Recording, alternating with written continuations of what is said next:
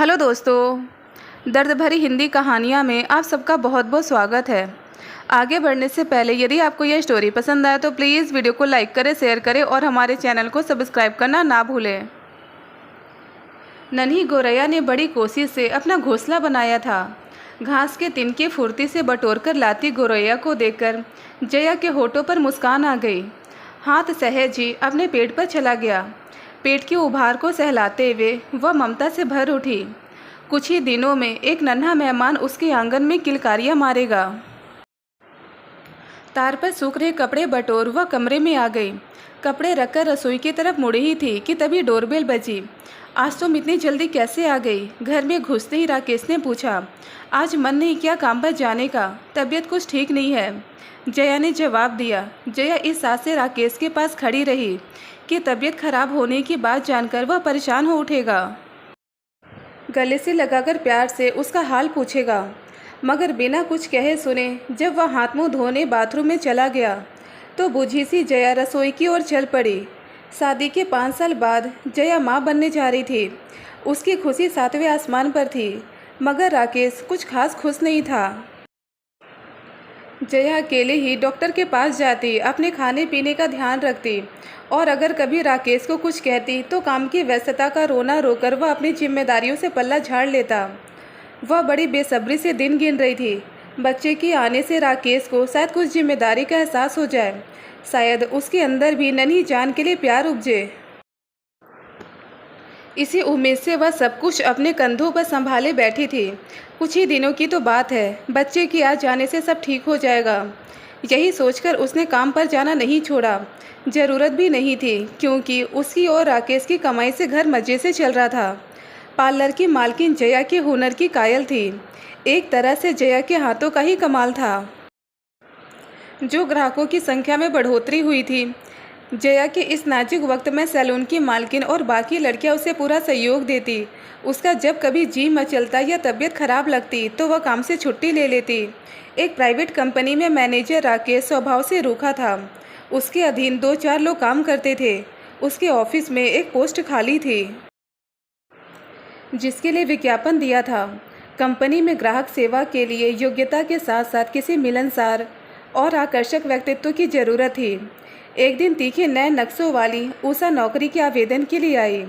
उसकी मधुर आवाज़ और व्यक्तित्व से प्रभावित होकर कुछ उसके पिछले अनुभवों के आधार पर उसका चयन कर लिया गया। राकेश के अधीनस्थ होने के कारण उसे काम सिखाने की जिम्मेदारी राकेश पर थी। उषा उन लड़कियों में से थी जिन्हें योग्यता से ज़्यादा अपनी सुंदरता पर भरोसा होता है। अब तक के अपने अनुभवों से वह जान चुकी थी कि किस तरह अदाओं के जलवे दिखाकर आसानी से सब कुछ हासिल किया जा सकता है। छोटे शहर से आई उषा कामयाबी की मंजिल छूना चाहती थी। कुछ ही दिनों बाद वह समझ गई कि राकेश उस पर फिदा है। फिर इस बात का वह भरपूर फ़ायदा उठाने लगी। उषा का जादू राकेश पर चला तो वह उस पर कुछ ज़्यादा ही मेहरबान रहने लगा। उषा बहाना बनाकर ऑफिस के कामों को टाल देती जिन्हें राकेश दूसरे लोगों से करवाता। अक्सर बेवजह छुट्टी लेकर मौज मस्ती करने निकल पड़ती। उसे बस उस पैसे से मतलब था जो उसे नौकरी से मिलते थे। साथ में काम करने वाले राकेश के दबदबे की वजह से उषा की हरकतों को नज़रअंदाज कर देते। अपने यौवन और शौक अदाओं के बल पर उषा राकेश के दिलो दिमाग में पूरी तरह उतर गई। उसकी और राकेश की नज़दीकियाँ बढ़ने लगी। काम के बाद दोनों कहीं घूमने निकल जाते। उसे खुश करने के लिए राकेश उसे महंगे तोहफे देता। आए दिन किसी 5 सितारा होटल में लंच या डिनर पर ले जाता। राकेश का मकसद उषा को पूरी तरह से हासिल करना था और उषा भी खूब समझती थी क्यों राकेश उसके आगे पीछे भौरे की तरह मंडरा रहा है। पहले राकेश ऑफिस से घर जल्दी आता था तो दोनों साथ में खाना खाते। अब देर रात तक जया उसका इंतजार करती रहती और फिर अकेली ही खाकर सो जाती। कुछ दिनों से राकेश के रंग ढंग बदल गए थे। ऑफिस में भी सज धज कर जाता। उधर इन सब बातों से बेखबर जया नन्हे मेहमान की कल्पना में डूबी रहती। उसकी दुनिया सिमटकर छोटी हो गई थी। एक रोज़ धोने के लिए कपड़े निकालते वक्त उसे राकेश की पैंट की जेब से फिल्म के 2 टिकट मिले। उसे थोड़ी हैरानी हुई। राकेश फिल्मों का शौकीन नहीं था। कभी कोई अच्छी फिल्म लगी होती तो जया ही ज़बरदस्ती उसे खींचकर ले जाती। उसने राकेश से इस बारे में पूछा। टिकट की बात सुनकर वह कुछ सकपका गया। फिर तुरंत संभलकर उसने बताया कि ऑफिस के एक सहकर्मी के कहने पर वह चला गया था। बात आई गई हो गई। इस बात को कुछ ही दिन बीते थे कि एक दिन राकेश के बटुए में जया को सुनार की दुकान की एक पर्ची मिली। संकी जया ने राकेश के घर लौटते ही उस पर सवालों की बौछार कर दी।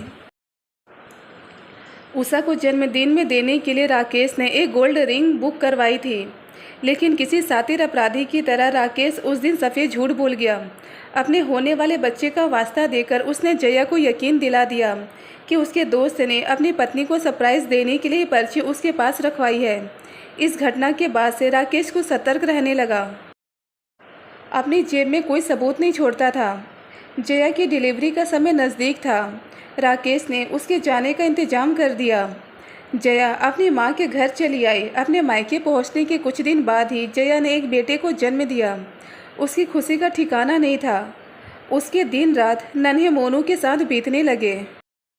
4 दिन जया और बच्चे के साथ रखकर राकेश ऑफिस में ज़रूरी काम की बात कहकर लौट आया। जया के न रहने पर वह अब बिल्कुल आज़ाद पंछी की तरह था। उसकी और उषा की प्रेम लीला परवान चढ़ रही थी। ऑफिस में लोग उनके बारे में दबी छिपी बातें करने लगे थे, मगर राकेश को अब किसी की परवाह नहीं थी। वह हर हालत में उषा का साथ चाहता था। कुछ महीने बीते तो जया ने राकेश को फ़ोन करके बताया कि वह अब घर आना चाहती है। जवाब में राकेश ने जया को कुछ दिन और आराम करने की बात कही। जया को राकेश की बात कुछ जची नहीं, मगर उसके कहने पर वह कुछ दिन और रुक गई। 4 महीने बीतने को आए, मगर राकेश उसे लेने नहीं आया, तो उसने राकेश को बताए बिना खुद ही आने का फैसला कर लिया। दरवाजे की घंटी पर बड़ी देर तक हाथ रखने पर भी जब दरवाज़ा नहीं खुला तो जया को फिक्र होने लगी। आज इतवार है, ऑफिस नहीं गया होगा, दरवाजे पर ताला भी नहीं है, इसका मतलब कहीं बाहर भी नहीं गया है। तो फिर इतनी देर क्यों लग रही है उसे दरवाज़ा खोलने में, वह सोचने लगी।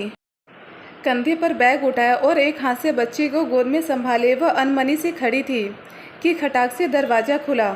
एक बिल्कुल अनजान लड़की को अपने घर में देख जया हैरान रह गई। वह कुछ पूछ पाती उससे पहले ही उषा बिजली की तेज़ी से वापस अंदर चली गई। राकेश ने जया को यूँ इस तरह अचानक देखा तो उसकी सिट्टी पिट्टी गुम हो गई।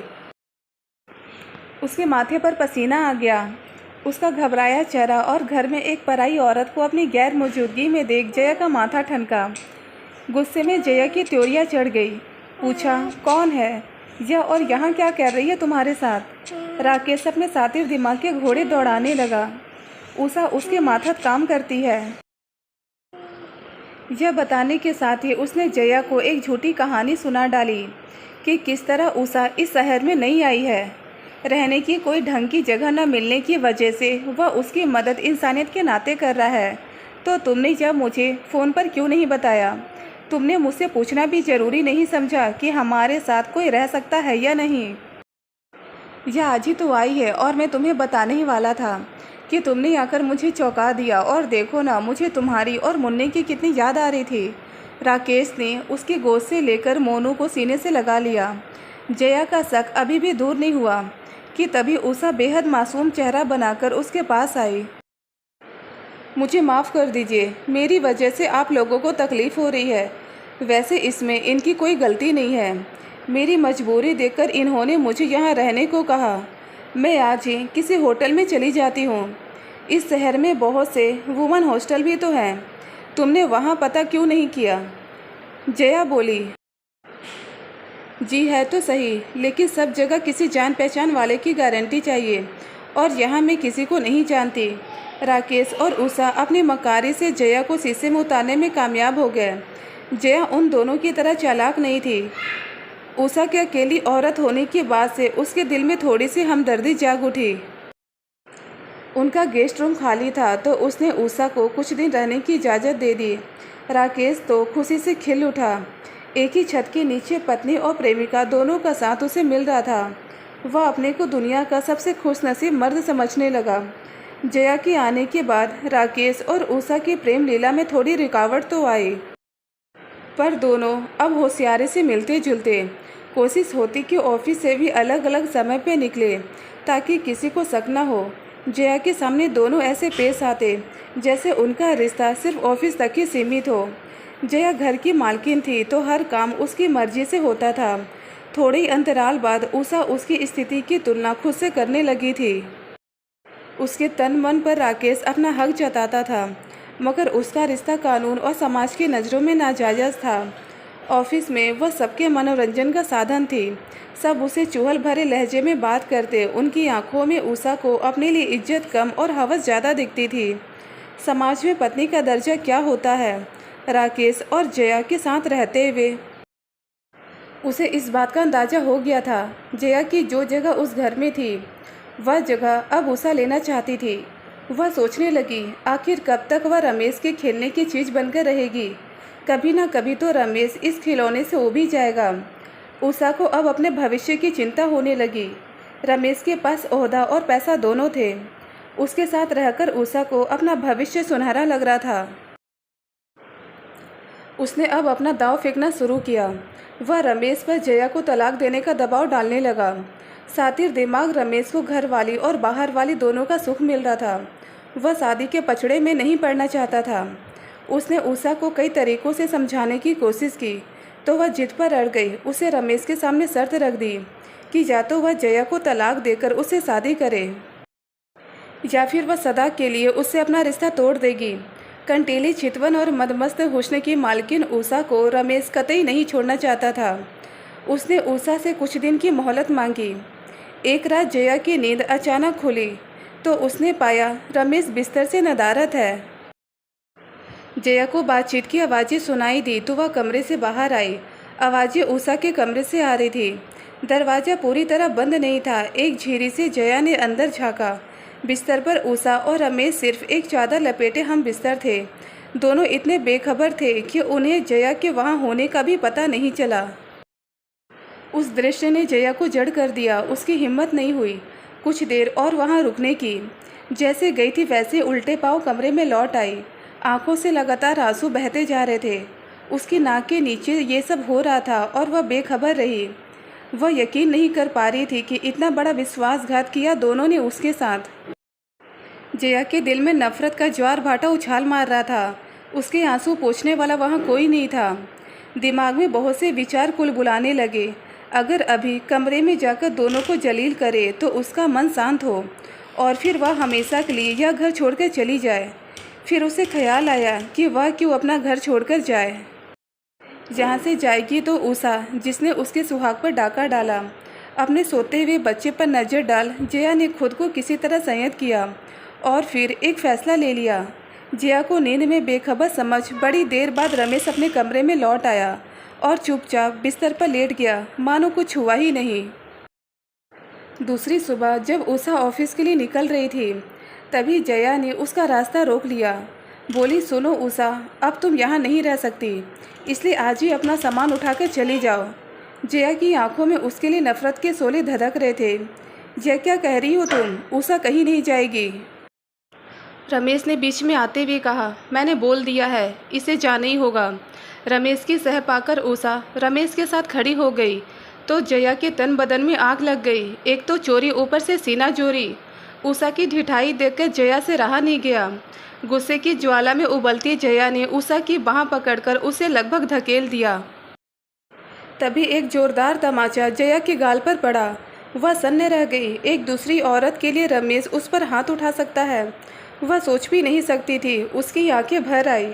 रमेश के रूप में एक अजनबी वहाँ खड़ा था, उसका पति नहीं। किसी जख्मी शेरनी से घुराकर जया बोली, सब समझती हूँ मैं, तुम इसे यहाँ क्यों रखना चाहते हो? कल रात अपनी आंखों से देख चुकी हूँ तुम दोनों की घिनौनी करतूत। मर्यादा की सारे हदें तोड़ते हुए रमेश ने जया के सामने उषा की कमर में हाथ डाल दिया और एक कुटिल मुस्कान उसके होठों पर आ गई। चलो, अच्छा हुआ जो तुम सब जान गई। तो अब यह भी सुन लो, मैं उषा से शादी करने वाला हूँ और यह मेरा अंतिम फैसला है। जया अवाक रह गई। उसे यकीन हो गया रमेश अपने होशो हवास में नहीं है। जो कुछ किया धरा है उषा का किया है। तुम अपने होश में नहीं हो रमेश, यह हम दोनों के बीच नहीं आ सकती। मैं तुम्हारी बीवी हूँ, तुम हम दोनों के बीच आ रही हो। मैं अब तुम्हारे साथ एक पल भी नहीं रहना चाहता। रमेश ने बिना किसी लाग लपेट के दो टूक जवाब दिया। जया अपने ही घर में अपराधी की तरह खड़ी थी। रमेश और उषा एक पलड़े में थे और उनका पलड़ा भारी था। जिस आदमी के साथ ब्याह करके वह इस घर में आई थी वही अब उसका नहीं रहा, तो उस घर में उसका हक ही क्या रह जाता है। बसी बसाई गृहस्थी उजड़ चुकी थी। रमेश ने जब तलाक का नोटिस भिजवाया तो जया की माँ और भाई का खून खौल उठा। वे किसी भी कीमत पर रमेश को सबक सिखाना चाहते थे जिसने जया की ज़िंदगी से खिलवाड़ किया। रह रहकर जया को वह थप्पड़ याद आता जो रमेश ने उसे उषा की खातिर मारा था। जया के दिल में रमेश की याद तक मर चुकी थी। उसने ठंडे लहजे में घर वालों को समझा बुझा लिया और तलाकनामे पर हाँ की मोहर लगा दी। जिस रिश्ते की मौत हो चुकी थी उसे कफन पहनाना बाकी था। वक्त ने गम का बोझ कुछ कम किया तो जया अपने आपे में लौटी। अपने घर वालों पर मोहताज होने के बजाय उसने फिर से नौकरी करने का फैसला किया। जया दिल कड़ा कर चुकी थी। नन्ही जान को अपनी माँ की देखरेख में छोड़ वह उसी शहर में चली आई जिसने उसका सब कुछ छीन लिया था। सीने में धधकती आग लेकर जया ने अपने काम के प्रति समर्पित कर दिया। जिंदगी की गाड़ी एक बार फिर पटरी पर आने लगी। ब्यूटी सैलून में उसके हाथों के हुनर के ग्राहक कायल थे। उसे अपने काम में महारत हासिल हो चुकी थी। कुछ समय बाद ही जया ने नौकरी छोड़ दी। अब वह खुद का काम शुरू करना चाहती थी। अपने बेटे की याद आते ही तड़प उठती। वह उसे अपने पास रखना चाहती थी मगर फ़िलहाल उसे किसी ढंग की जगह की ज़रूरत थी जहां वो अपना सैलून खोल सके। तलाक के बाद कोर्ट के आदेश पर जया को रमेश से जो रुपए मिले उनमें अपने कुछ जमा पूंजी मिलाकर उसके पास इतना पैसा हो गया कि वह अपना सपना पूरा कर सकती थी। अपने सैलून के लिए जगह तलाश करने की दौड़ धूप में उसकी मुलाकात प्रॉपर्टी डीलर आनंद से हुई जिसने जया को शहर के कुछ इलाकों में कुछ जगह दिखाई। असमंजस में पड़ी जया जब कुछ तय नहीं कर पाई तो आनंद ने ही खुद ही उसकी परेशानी दूर करते हुए एक अच्छी रिहायशी जगह में उसे जगह दिलवा दी। अपना कमीशन भी थोड़ा कम कर दिया तो जया आनंद की एहसानमंद हो गई। आनंद के प्रॉपर्टी डीलिंग के ऑफिस के पास ही जया का सैलून खुल गया। आते जाते दोनों की अक्सर मुलाकात हो जाती। कुछ समय बाद उनका साथ उठना बैठना भी हो गया। आनंद जया के अतीत से वाकिफ़ था। बावजूद इसके वह कभी भूल से भी जया को पुरानी बातें याद नहीं करने देता। उसकी हमदर्दी भरी बातें जया के टूटे मन को सुकून देती। जिंदगी ने मानो हंसने मुस्कुराने का बहाना दे दिया था। दोस्ती कुछ गहरी हुई तो दोनों की शाम में साथ गुजरने लगी। शहर में अकेली रह रही जया पर कोई बंदिशें नहीं थी। जब चाहती तब आनंद की बाहों में चली आती। एक सुहानी शाम जया की गोद में सिर रखकर उसके महकते आंचल से आंखें मूंदे लेटे आनंद से जया ने पूछा, आनंद, हम कब तक यूं ही मिलते रहेंगे? क्या कोई भविष्य है इस रिश्ते का? रोमानी ख्यालों में डूबा आनंद एकाएक पूछे गए इस सवाल से चौंक गया। बोला, जब तक तुम चाहो जया, मैं हमेशा तुम्हारे साथ रहूँगा। जया खुद ही तय नहीं कर पा रही थी कि इस रिश्ते का कोई अंजाम भी है या नहीं। किसी की प्रेमिका बनकर प्यार का मीठा फल चखने में उसे आनंद आने लगा था, पर यह साथ ना जाने कब छूट जाए इस बात से उसका दिल डरता था। जब आनंद ने उसे बताया कि उसके घर वाले पुराने विचारों के हैं तो जया को यकीन हो गया कि उसके तलाकशुदा होने की बात जानकर वे आनंद के साथ उसकी शादी को कभी स्वीकार नहीं करेंगे। आने वाले कल का डर मन में छिपा था, मगर अपने वर्तमान में वह आनंद के साथ खुश थी। आनंद की बाई पर उसके साथ सटकर बैठी जया को एक दिन जब रमेश ने बाजार में देखा तो वह नाक की तरफ फुफकार उठा। जया अब उसकी पत्नी नहीं थी। यह बात जानते हुए भी जया का किसी और मर्द के साथ इस तरह घूमना फिरना उसे नागवार गुजरा। उसकी कुंठित मानसिकता यह बात हजम नहीं कर पा रही थी कि उसकी छोड़ी हुई औरत किसी और मर्द के साथ गुलछर्रे उड़ाए। घर आकर रमेश बहुत देर तक उत्तेजित होता रहा। जया उस आदमी के साथ कितनी खुश लग रही थी, उसे यह बात रह रह कर दंश मार रही थी। उषा से शादी करके उसके अहम को संतुष्टि तो मिली, लेकिन उषा जया नहीं थी। शादी के बाद भी उषा पत्नी न होकर प्रेमिका की तरह रहती थी। घर के कामों में बिल्कुल फूहड़ थी। उसकी फिजूल खर्ची से रमेश अब परेशान रहने लगा था। कभी उस पर झुंझला उठता तो उषा उसका जीना हराम कर देती, तलाक और पुलिस की धमकी देती। जो शारीरिक सुख उषा से प्रेमिका के रूप में मिल रहा था वह उसके पत्नी बनते ही नीरस लगने लगा। इश्क का भूत जल्दी ही सिर से उतर गया। जया के साथ शादी के शुरुआती दिनों की कल्पना करके रमेश के मन में बहुत से विचार आने लगे। वह एक बार फिर जया के संग के लिए उत्सुक होने लगा, खाने की थाली की तरह जिसमें की भूख भी स्वाद बदलना चाहती थी। किसी तरह जया के घर और सैलून का पता लगाकर एक दिन वह जया के फ्लैट पर आ धमका। एक अरसे बाद अचानक उसे सामने देख जया चौंक उठी कि रमेश को आखिर उसका पता कैसे मिला और अब यहाँ क्या करने आया है। कैसी हो जया? बिल्कुल बदल गई हो, पहचान में ही नहीं आ रही। रमेश ने उसे भरपूर नज़रों से घूरा। जया सच संवर कर रहती थी ताकि उसके सैलून में ग्राहकों का आना बना रहे। अब वह आधुनिक फैशन के कपड़े भी पहनने लगी थी। सलीके से कटे बाल और आत्मनिर्भर के भाव उसके चेहरे की रौनक बढ़ा रहे थे। उसका रंग रूप भी पहले की तुलना में निखर आया था। कांच के मानिंदे टूटे दिल के टुकड़े बटोरते उसके हाथ लहूलुहान भी हुए थे, मगर उसने अपनी हिम्मत कभी नहीं टूटने दी। अब वह जीवन की हर मुश्किल का सामना कर सकती थी। तो फिर रमेश क्या चीज़ थी? किस काम से आए हो? उसने बेहद उपेक्षा भरे लहजे में पूछा। उसकी बेखौफी देख रमेश जल भून गया, लेकिन फौरन उसने पलटवार किया। मैं अपने बेटे से मिलने आया हूँ। तुमने मुझे मेरे ही बेटे से अलग कर दिया है। आज अचानक तुम्हें बेटे पर प्यार कैसे आ गया? इतने दिनों में तो एक बार भी खबर नहीं ली उसकी। एक व्यंग्य भरी मुस्कुराहट जया के अधरों पर आ गई। तुम्हें क्या लगता है मैं मोनू से प्यार नहीं करता? बाप हूँ उसका, जितना हक तुम्हारा है उतना मेरा भी है। तो तुम अब हक जताने आए हो? कानून ने तुम्हें बेशक हक दिया है, मगर वह मेरा बेटा है, जया ने कहा। बेटे से मिलना बस एक बहाना था रमेश के लिए। उसे तो जया के साथ की प्यास थी। बोला, सुनो जया, मैं तुम्हारा गुनहगार हूँ। मुझसे बहुत बड़ी गलती हो गई। हो सके तो मुझे माफ़ कर दो। रमेश के तेवर अचानक नर्म पड़ गए। उसने जया का हाथ पकड़ लिया। तभी एक झन्नाटेदार तमाचा रमेश के गाल पर पड़ा। जया ने बिजली की फुर्ती से फौरन अपना हाथ छुड़ा लिया। रमेश का चेहरा तमतमा गया। इस खातिरदारी की तो उसे उम्मीद ही नहीं थी। वह कुछ बोलता उससे पहले ही जया घुर्राई। आज के बाद दोबारा मुझे छूने की हिम्मत की तो अंजाम इससे भी बुरा होगा। यह मत भूलो कि अब तुम मेरे पति नहीं हो और एक गैर मर्द मेरा हाथ इस तरह नहीं पकड़ सकता। समझे तुम? अब दफ़ा हो जाओ यहाँ से। उसे एक भद्दी सी गाली देकर रमेश बोला, सती सावित्री बनने का नाटक कर रही हो। किस किस के साथ अय्यासी करती हो सब जानता हूँ। अगर उनके साथ तुम खुश रह सकती हो तो मुझ में क्या कमी है? मैं अगर चाहूँ तो तुम्हारी इज्जत सारे शहर में उछाल सकता हूँ। इस थप्पड़ का बदला तो मैं लेकर रहूँगा। और फिर जया को बदनाम करने की धमकी देकर रमेश वहाँ से चला गया। कितना नीच और क्रूर हो चुका है रमेश। जया की सहन शक्ति जवाब दे गई। वह तकिए पर सिर रखकर खुद पर रोती रही। जुल्म उस पर हुआ था, लेकिन कसूरवार उसे ठहराया जा रहा था। इस मुश्किल घड़ी में उसे आनंद की ज़रूरत होने लगी कि प्यार का मरहम उसके दिल को सुकून दे सकता था। उसने अपने फ़ोन पर आनंद का नंबर मिलाया। कई बार कोशिश करने पर भी जब उसने फ़ोन नहीं उठाया तो वह अपना पर्स उठाकर उससे मिलने चल पड़ी। रमेश किसी भी हद तक जा सकता है, यह जया को यकीन था। वह चुप नहीं बैठेगा। अगर उसकी बदनामी हुई तो उसके सैलून के बिजनेस पर असर पड़ सकता है। वह आनंद से मिलकर इस मुश्किल का कोई हल ढूंढना चाहती थी। क्या पता उसे पुलिस की भी मदद लेनी पड़े। आनंद के ऑफिस में ताला लगा देखकर वह निराश हो गई।